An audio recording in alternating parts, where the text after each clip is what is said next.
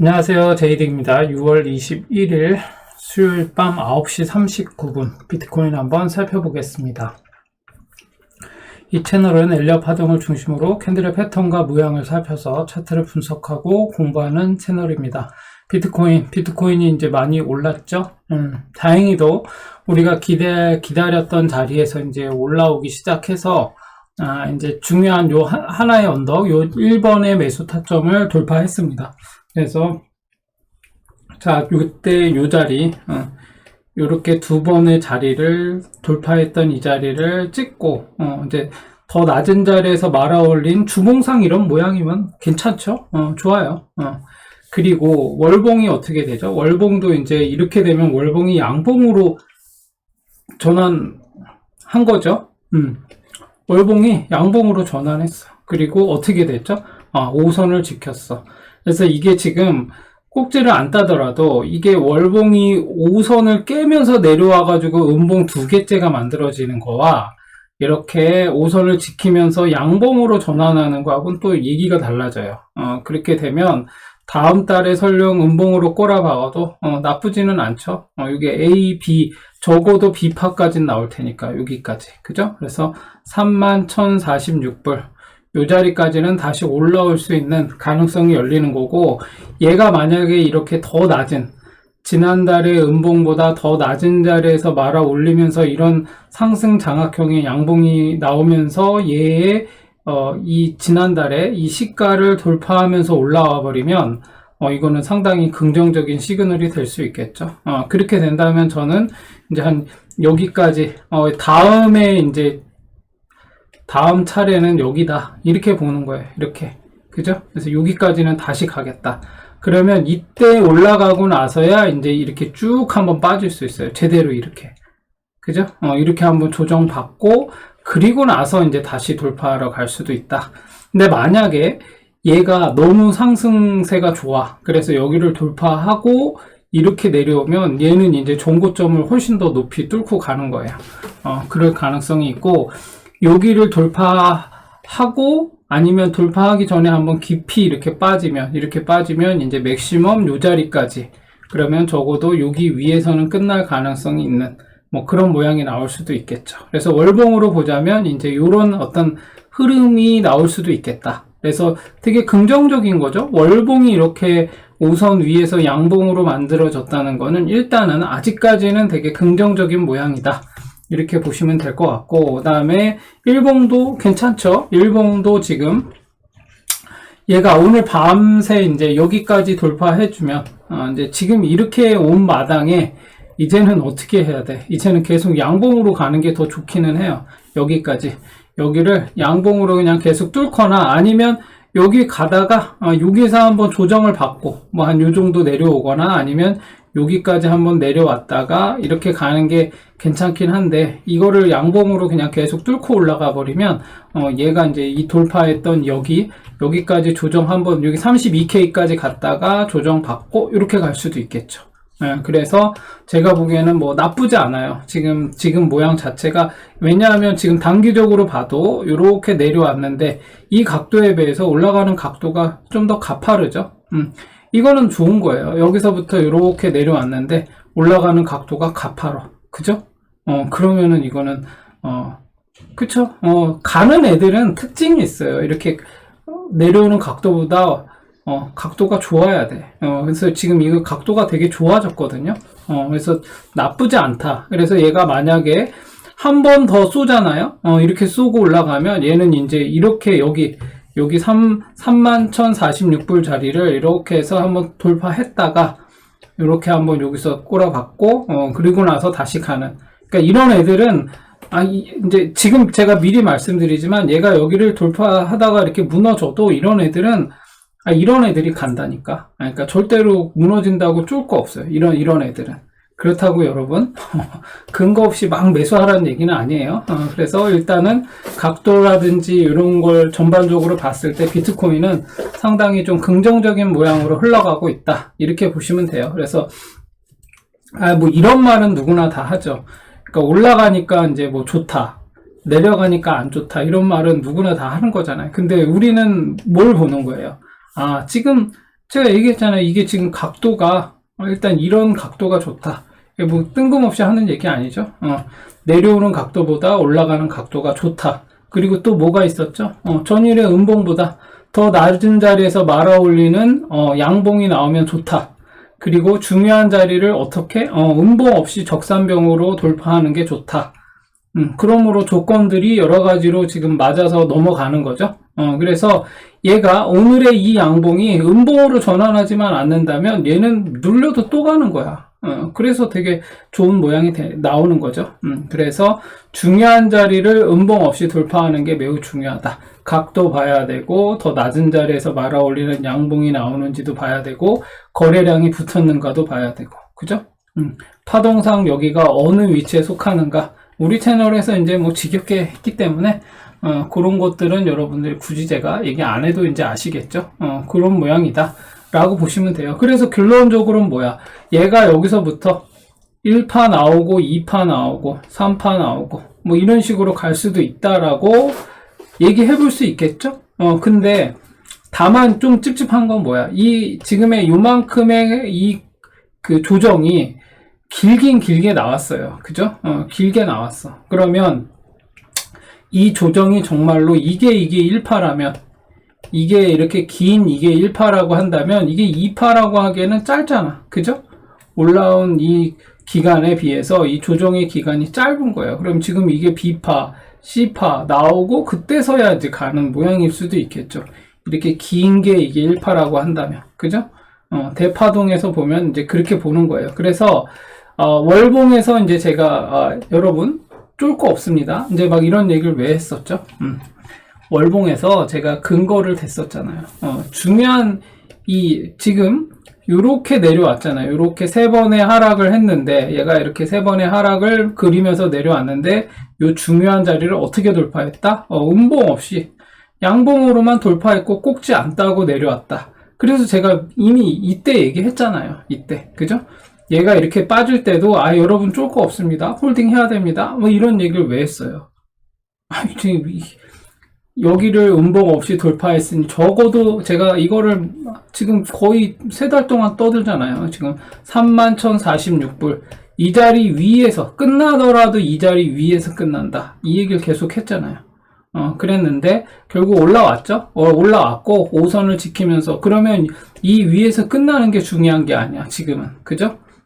얘가 어떻게 보면 크게 보면 이런 모양인 거죠. W자 형태로 이렇게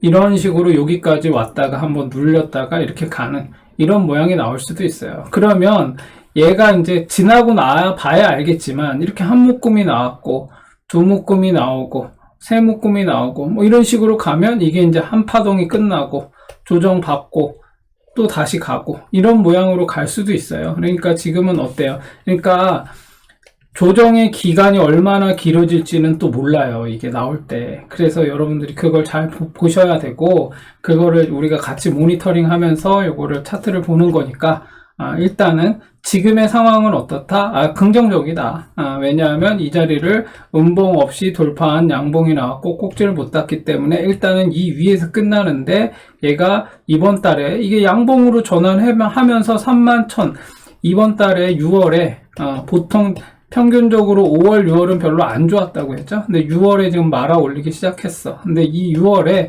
31,046불 위에서 종가 마감을 그러니까 월봉에서 종가 마감을 이 위에서 한다. 31,046불 위에서 한다? 그러면은 되게 긍정적인 거죠. 그러면 양봉 3개를 기대해 볼 수도 있는 또 그런 상황이 돼요. 그러면 올라가면 또 순식간에 올라가지. 그래서 만약에 얘가 48K까지 올라가 준다. 비트코인이. 그렇게 된다면 알트코인들도 덩달아서 올라가는 거죠.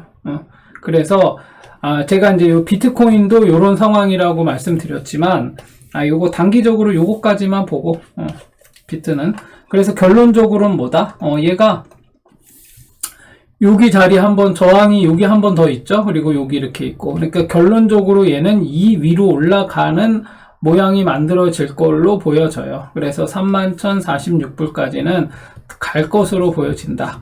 그런데 그 전에 중간에 이 자리가 있죠. 30,039불. 네, 30,039불 때 그러니까 여기 3만 불 때는 원래 되게 강력한 지지 라인이었어요. 근데 지지 라인이 무너졌던 거죠. 그렇기 때문에 이 지지 라인이 제가 얼마 전에 뭐 수평 밀집 구간 뭐 얘기도 했었지만 이 지지 라인이 3만 불 때 이때의 지지 라인이 이제 뚫리면 상방으로 상향 이탈이라고 하죠. 돌파된다, 돌파했다. 이거는 뭐 상향 이탈 이렇게도 얘기하죠. 상향 이탈을 하게 된다면 이제 여기 지지 라인 여기에 물량을 다 소화하고 올라가는 거거든요. 그렇게 되면 이제 여기는 재차 다시 또 강한 지지 라인이 될 수 있겠죠. 그래서 너무 조급해할 필요는 없어요. 여기를 돌파해서 올라가주면 좋다. 그렇게 보시면 되겠습니다. 그리고 이렇게 이제 좀 비트코인이 상승세로 좀 갈 것 같은 느낌이 들었던 게 뭐예요? 우리는 이게 지금 여기 한 번도 돌파하지 못했던 데를 도미넌스가 뚫고 올라가 버렸어요. 그죠? 여기를 이 자리를 한 번도 돌파를 못했잖아요. 이 긴 기간 동안에 얘가 이렇게 한번 쭉 빠진 다음에 이 긴 기간 동안에 한 번도 이 자리를 돌파해보지 못했는데 이번에 어떻게 주봉상으로 보더라도 음봉 없이 적산병으로 뚫었어. 그럼 이건 뭐예요? 긍정적인 거지, 되게. 비트는 좀 더 갈 여력이 있는 거고, 그렇게 된다면 이제 불장을 향해서 달려가는 그런, 적어도 여기까지 올라가주면 이제 뭐 베스트겠죠? 그래서 일단은 얘가 각도를 세우면서 올라가주기를 우리는 바라는 거예요. 얘가 기간이 이때 꼬라박은 이때 이후로 지금 얼마의 기간 동안이에요? 지금 다시 돌파하기까지 770일이 걸렸어요. 770일. 그러니까 꽤 오랜 동안에 바닥에서 이게 뭐예요? 이게 그야말로 수평 밀집 구간인 거예요. 여기가. 그죠? 여기 수평 밀집 구간이잖아. 그죠? 이렇게 한번 만든 다음에 여기서 계속 이렇게 이 기간이 길면 길수록 좋은 거예요. 770일이면 며칠이에요? 거의 2년이 넘은 거잖아요. 그죠? 2년 넘게 여기 바닥에서 이렇게 기기만 했어. 그쵸? 그래서 다시 한번 올라가줘서 여기까지 올라가준다. 비트 도미넌스가 여기까지 올라가면 여기 몇 분? 거의 도미넌스의 72%거든요. 이 자리가. 도미넌스가 차지하는 비율이 72%다. 전체에서. 그럼 어마어마한 수치로 비트코인이 여기를 차지하고 있는 거예요, 다. 그러면 이제 이게 파이가 커지느냐, 아니면 알트들이 나중에 이제 시총이 커지면서 이게 가느냐, 이제 그런 차이를 이제 확인해 봐야겠죠. 어찌됐거나 비트코인 도미넌스는 긍정적으로 지금 올라가고 있다. 그래서 이게 나쁜 모양은 아니다. 그러면서 비트만 오르고 알트는 작살나는 거 아니야? 알트는 못 올라가는 거 아니야? 이렇게 말씀하시는 분들도 있을 수 있어요. 근데 그렇지 않다. 이게 다 영향이 있는 거니까 바닥에서 이렇게 W자 형태 나왔죠? 이렇게 한번 눌렸다가 다시 가는 거예요. 그렇죠? W자 형태로 이렇게 W 형태의 조정 모양을 보이고 다시 올라가는 거니까 한번 지켜봅시다. 여기까지 다시 올라가 준다면 이거는 여러분 상상에 맡기겠습니다. 아무튼 그렇습니다. 그래서 비트코인 도미넌스도 긍정적으로 올라왔다. 그리고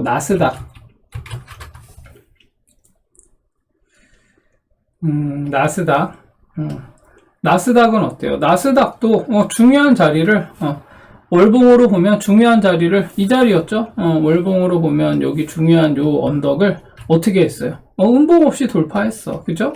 그래서 얘는 이제 적어도 여기 위에서 끝나는 거야. 그래서 이제 그 다음엔 여기 돌파하러 가는 거잖아. 그래서 나스닥도 15,265포인트 이 자리죠, 이 자리. 이 자리를 돌파하러 가는 중이고 지금 이 모양으로 봐서는 나스닥은 돌파할 것 같아요. 그래서 나스닥은 정고를 향해서 가고 있다.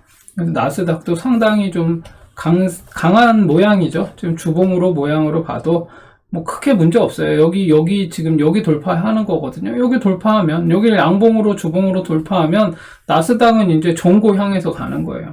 그래서 나스닥도 어떤 긍정적인 시그널로 보여진다. 요거는 이제 꼭지를 따는 모양이었잖아요. 근데 어떻게 됐어? 5선을 지켰죠? 그러면 이제 우리는 이렇게 나스닥 같이 대형 어떤 그런 지수, 이런 애들은 일단은 5선을 깨기 전까지는 이게 지금 꼭지 따고 내려왔다고 판단을 좀 유보해야겠죠. 그런 다음에, 이거 제가 그때 한번 이거 보여드렸죠? 하이키나시? 봐봐. 그쵸? 이렇게 돼 있잖아요. 그래서, 이건 계속 상승 추세야. 상승 추세라고 보는 거예요. 그래서 그렇게 보시면 되겠다. 그리고, 코스피 한번 볼게요. 코스피 200을 보자고 하는데 코스피 200이나 아무튼 코스피는 어때요? 코스피도 지금 어떻게 되고 있어요? 얘 돌파하고 여기 중요한 요 자리를 돌파하고 그 다음에 요 자리를 또 돌파하고 그 다음에 이제 이렇게 내려왔죠. 그래서 얘는 한 번, 두 번, 세 번 이렇게 세 묶음으로 내려올 가능성인데 이 자리가 무너지면 어떻게 돼요? 그 다음에 이제 이 자리지. 그러니까 여기까지도 내려올 수 있는 상황이에요. 그래서 나스닥은 코스피는 조금 조정을 지금 상단에서 조정을 꼭지를 따고 내려오는 중이니까 꼭지를 땄기 때문에 얘는 이제 조정이 불가피한 거. 주봉에서 꼭지를 땄잖아요. 근데 잘 보세요. 얘가 그러면 이제 끝이야? 이제 코스피는 끝난 거야? 라고 얘기하실 수도 있겠지만 그렇지 않지. 이게 지금 이제 돌파했던 자리까지 조정이 나올 수도 있고 지금 요거 보세요. 30주선이 여기에 있어. 그러니까 이게 얘가 쭉 하락만 하다가 여기에서 이제 횡보하다가 이렇게 이제 상승 추세로 이제 전환을 했잖아요. 그러면 얘가 이렇게 음봉 3개가 붙으면서 여기까지 여기 30주선 여기가 이렇게 올라오면서 여기 닿더라도 여기를 한번 찍고 가더라도 별 문제 없어요. 그러니까 지금은 뭐 기다려야지 뭐 코스피 같은 경우는 그런 상황이에요. 그래서 뭐 이게 나쁘다고 볼 수 없는 상황이니까 이것도 잘 지켜보시면서 대응을 하시면 될 것 같아요. 그래서 지금 뭐 아주 안 좋은 상황은 아니에요. 일단 이 월봉에서 꼭지만 따지 않으면 괜찮겠다 그렇게 보고 있습니다. 그리고 코스피 200은 똑같아요. 코스피 이게 200 인덱스인데 이게 지금 일봉으로 보면 어때요?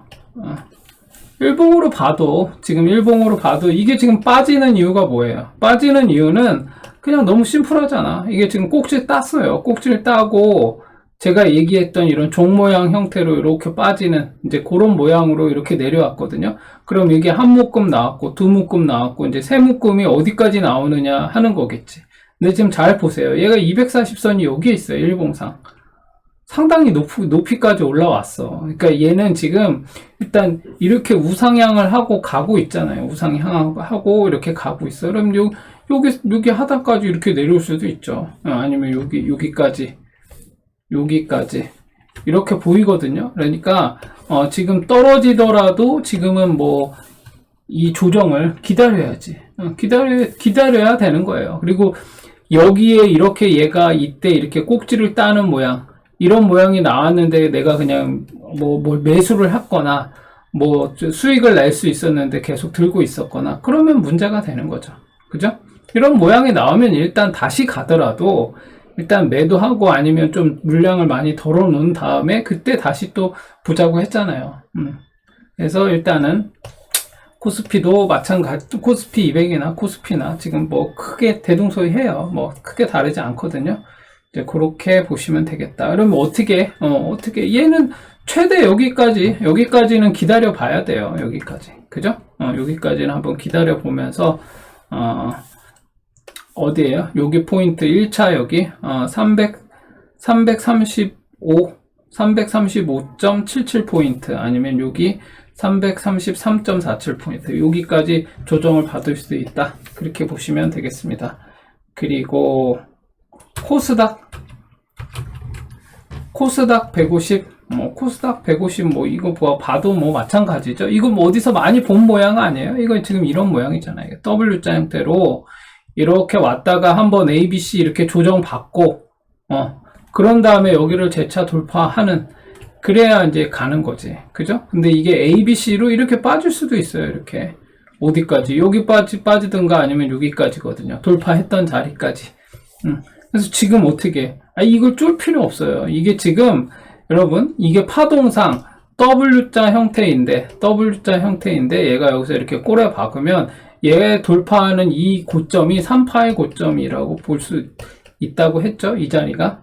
그래서 지금 얘는 조정이 끝나고 나면 다시 또 올라갈 수 있는 모양이에요. 그래서 어떻게 얘는 지금 여기를 이 자리를 내려오는 각도와 올라가는 각도가 어때요? 비슷하잖아. 그러면 조정을 받고 갈 수도 있어요. 이렇게 ABC로 조정받고 그 다음에 갈 때 이때가 이제 매수 타점이 되는 거죠. 얘는 지금 이렇게 쌍봉을 만들어 놨잖아. 요때 한 번, 요때 한 번. 그래서 지금 자리가 딱 이렇게 나왔잖아요. 그럼 언제? 얘는 이제 여기를 돌파하면 이제 다시 새로운 파동으로 올라갈 수 있어요. 그러니까 지금 이제 이게 ABC로 내려올 수 있기 때문에 지금은 이제 뭘 하면 안 되지. 지금 기다리면서 관망해야지. 그런 상황으로 보시면 돼요. 그래서 코스닥은 뭐 이렇다. 이런 정도로 이해하고 계시면 될 것 같습니다. 그리고 뭐 채권? 오랜만에 또 채권도 한번 볼까요? 10년물 채권. 10년물 채권은 옆으로 기고 있죠. 얘도 옆으로 이렇게 기고 있다. 10년물 채권은 이런 식으로 수렴하면서 기고 있죠. 그래서 여기를 재차 돌파할는지 그걸 봐야겠죠. 그래서 지금 옆으로 기고 있으니까 약간 어센딩 트라이앵글 형태로 이렇게 되고 있잖아요. 지금 요게 지금 요런 상황이니까 뭐 이렇게 되다가 돌파하면 이제 한번 또 가는 거고. 근데 지금 일단은 지금 여러분들이 좀 잘 보셔야 되는 게 지금 연준에 뭐 FMC 회의에서 얘기했던 금리를 동결을 했죠. 금리 동결을 했고 그 다음에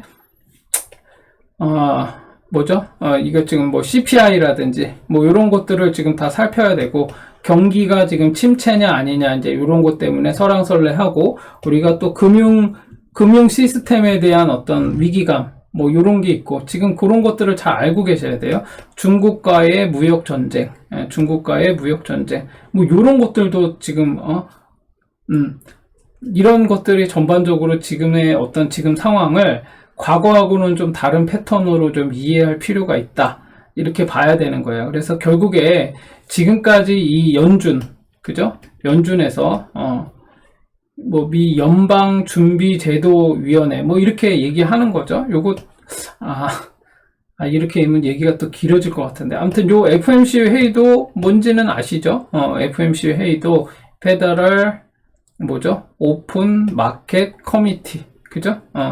그래서 뭐라 그러죠? 연방 뭐죠? 공개시장위원회 뭐 이런 의미잖아요 이게. 그래서 이게 지금 사실 뭐 연준도 뭐 이사회 위원이 6명인가요? 7명인가요? 그렇게 돼 있고 12명의 연방은행 있죠.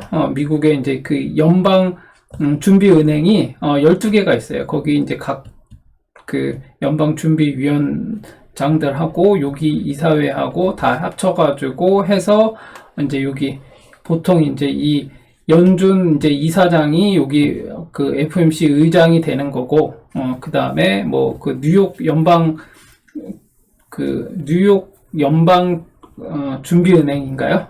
거기 그 은행장이 이제 뭐죠? 그 여기 FMC 부의장이 되고 뭐 그렇게 되는 거죠. 그래서 얘네들이 이제 뭘 하고 있어요? 뭐 크게 뭐 세 가지를 하고 있는데 뭐 지금까지 해왔던 건 뭐예요? 금리를 가지고 그 뭐죠?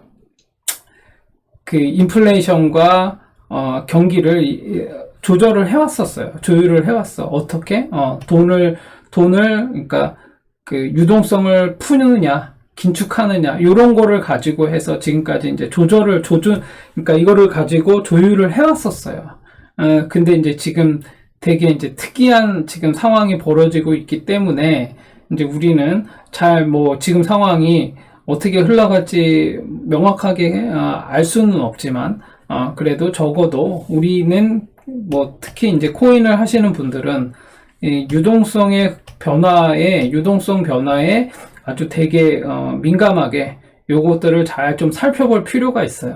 그러니까 쉽게 말해서 시장에 돈이 더 풀리느냐 아니면 돈이 더 긴축이 되느냐 아니면 여전히 시장에 돈이 많냐 이런 거를 좀 잘 확인할 수 있어야 돼요. 이제 그런 나중에 제가 기회가 되면, 오늘은 이제 시간이 너무 많이 길어질 것 같아서 기회가 되면 요 관련해가지고 제가 한번 시간을 한번 따로 내서 한번 올려보도록 하겠습니다. 그래서 지금 상황이 그렇다는 거예요. 그래서 지금 왜냐하면 지금 채권 얘기를 하다가 보니까 이제 이런 얘기가 나왔는데, 지금 채권을 보면은 이제 계속 지금 채권이 어때요? 지금 한 3%대 3.7%, 종가로 3.7%거든요. 지금 10년물 채권이.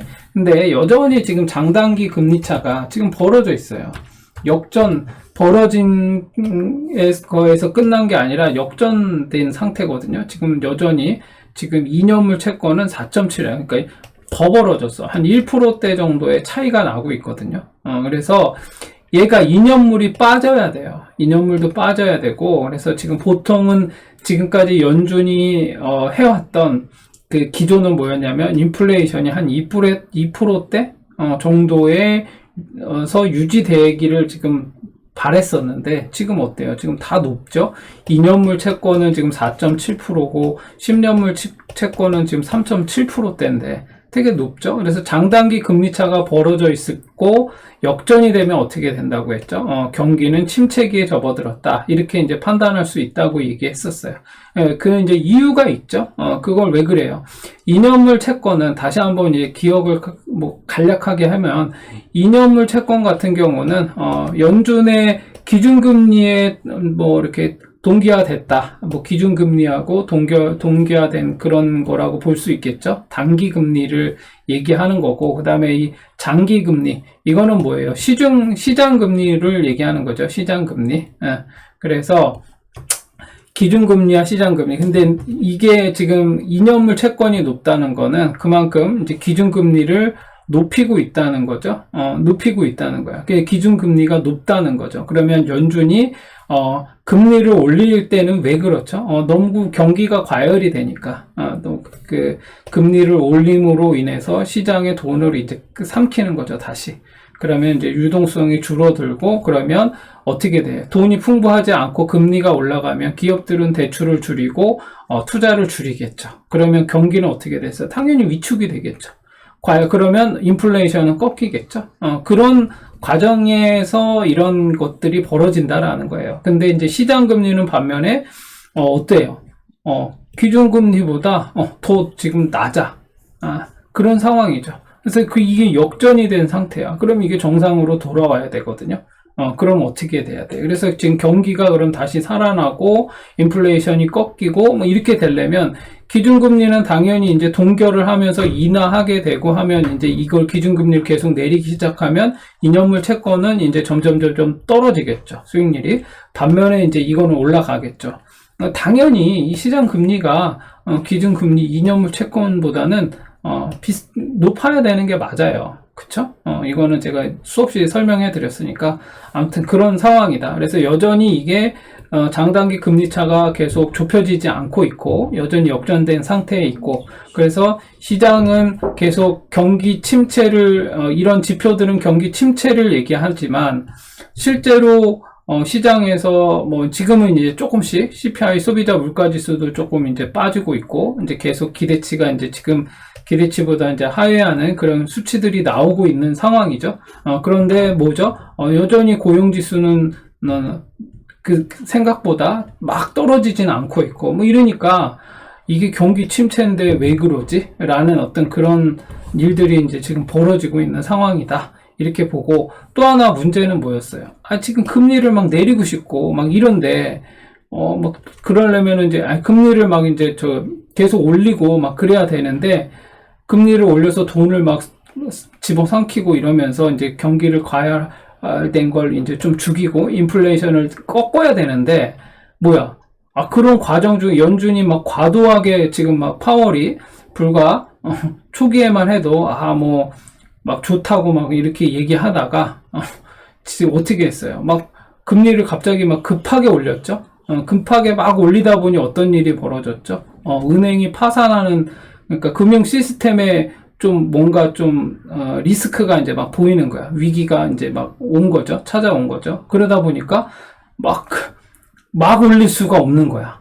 인플레이션이 그러다 보니까 좀 주춤하다가 다시 또 이렇게 꺾이지 않는 그런 상황이 계속 벌어지고 이제 그런 상황이에요, 지금. 그래서 그렇게 여러분들이 맥락적으로 이해하고 계시면 되겠다. 그러니 당연히 코인 시장도 지금 이제 원래는 유동성이 다시 풀리고 뭐 어쩌고 저쩌고 하면서 이제 막 좋아지면서 막 이렇게 돼야 되는데 지금 그런 상황이 아니다 보니까 계속 막 횡보하면서 좀 올라도 찔끔 오르고 막 이런 상황들이 연출되고 있다. 뭐 이제 이렇게 보고 있는데 어찌됐거나 지금의 여러 가지 뭐 지표나 이런 것들을 보면 뭐죠? 고용 지표도 조금 빠지고 있고 소비자 물가 지수도 빠지고 있고 그쵸? 그런 상황이고 금리도 지금 동결하고 있고 매파적 동결이라고는 하지만 어쩔 수 없이 이제 이런 상황이 지금 계속 연출되고 있기 때문에 올 하반기에는 이제 경기가 본격적으로 침체되는 모양이 나오지 않을까? 그러면 침체가 될 때는 한번 보통 일반적으로 주식은 쫙 한번 빠지거든요. 그렇게 되는 상황이 될 것인지, 과연 이게 지금 코인하고, 지금 이런 주식하고 이게 커플링 되면서 갈지, 디커플링 되면서 갈지, 그거는 몰라요, 아직. 이거는 어디까지나 코인은 돈하고 유동성하고 연관된 더 이제 큰 그 작용을 하고 있는 거라고 저는 보고 있기 때문에 요거는 조금 더 지켜보면서 동태를 살펴야 되겠다. 그 정도로 이해하고 계시면 되겠습니다. 그리고 그 다음에 달러 인덱스 어때요? 달러 인덱스도 지금 마찬가지로 달러가 이제 약세로 지금 달러 약세인 거죠. 지금 이제 달러가 이제 많이 이렇게 내려왔고 원래는 이제 달러가 약세여야 좋죠. 달러가 강세면 달러가 강세면 어떻게 되겠어요? 이게 상식적으로 그렇죠. 달러가 너무 강세야. 달러가 막 너무 강세여서 그러다 보면은 미국의 이 소비가 수입을 많이 수출을 많이 할 수 있겠어요? 달러가 막 이렇게 막 강세인데 약세일 경우에는 달러가 약세일 경우와 달러가 강세일 경우에 수입과 수출의 어떤 그 영향, 수입과 수출의 영향을 좀 잘 알고 계시는 게 좋죠? 제가 예전에 그 환율 얘기하면서도 얘기했었지만, 우리가 뭐 1달러에 1200원일 때와 1달러에 뭐 1000원일 때하고는 다르죠? 1달러에 1200원이면은, 어때요? 미국 사람들은 좋죠? 1달러에 1000원일 때보다. 그죠? 1달러 주고 1200원을 가져오는 게 좋지. 1달러 주고 1000원 가져오는 것보다는. 그래서 그렇게 되면 미국 같은 경우는 어떻게 되겠어요? 이게 원화가 약세이면, 미국 같은 경우는 수입을 많이 할 수 있겠죠. 그죠? 원화가 약세이면 반면에 우리는 어때? 수출을 많이 할 수 있겠죠. 근데 원화가 강세야. 원화가 강세이면 우리가 수출을 많이 못 하겠죠. 그죠? 뭐 1달러에 막 800원이야. 막 이런 원화가 강세로 돌아서 그러면은 일단은 우리는 수출을 잘 안 하겠죠. 수출을 잘 못 하겠죠. 왜냐? 수출이라는 거는 살려고 하는 국가에서 사야 되는 거니까. 근데 얘네는 또 안 하려고 하겠죠. 그러니까 요런 맥락에서 좀 볼 필요가 있다. 그래서 원화가 약세로 간다면 원화가 약세일 경우에 그러니까 원화가 아니라 달러가 약세일 경우에 약세일 때 미국의 경기는 어떻게 갈 것인가? 달러가 강세일 경우에는 미국의 경기가 또 어떻게 될 것인가? 이런 것들을 좀 알고 있는 것도 중요하겠다. 그래서 지금 결론은 뭐야? 달러가 약세예요. 달러가 약세죠. 달러가 약세라는 거는 이제 미국이 어떻게 되겠어요? 뭐 수입이나 이런 거 할 때 좋겠죠. 달러가 약세이고 이럴 때 이제 그래서 아무튼 뭐 그런 식으로 흘러가고 있다. 그래서 지금 그러면 이제 경기가 위축되고 있다가 이제 점점 다시 이제 얘가 달러가 강세로 돌아설 때 이제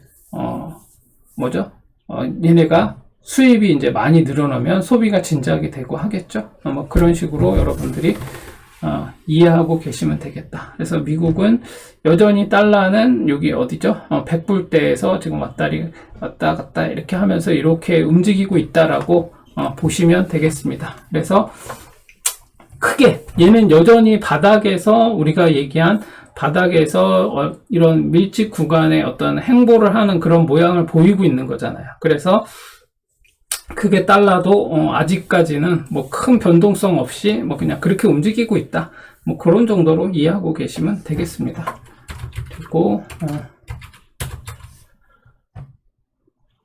그죠? 환율은 어떻게? 지금 환율은 지금 원화가 다시 이제 이게 환율이 이제 올라오고 있죠.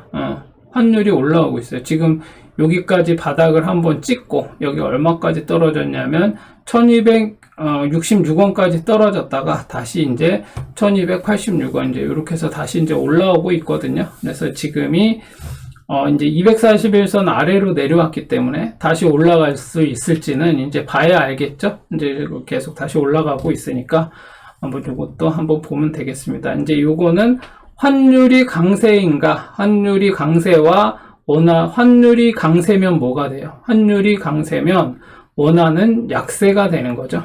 그쵸? 환율 강세, 원화 약세 이렇게 보는 거죠.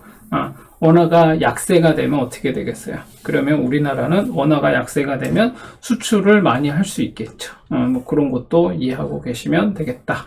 그래서 지금 얘는 여전히 이렇게 해서 요거 보는 이유가 있죠. 요거 원화하고 달러하고는 주식시장하고 보통은 반대로 가죠. 그래서 그렇게 보시면 되겠습니다. 그래서 이 정도로 이해하고 계시면 되고, 그리고 뭐죠? 유가. 뭐 유가도 지금 뭐 바닥에서 계속 기고 있어요. 옆으로 기고 있는 중이죠.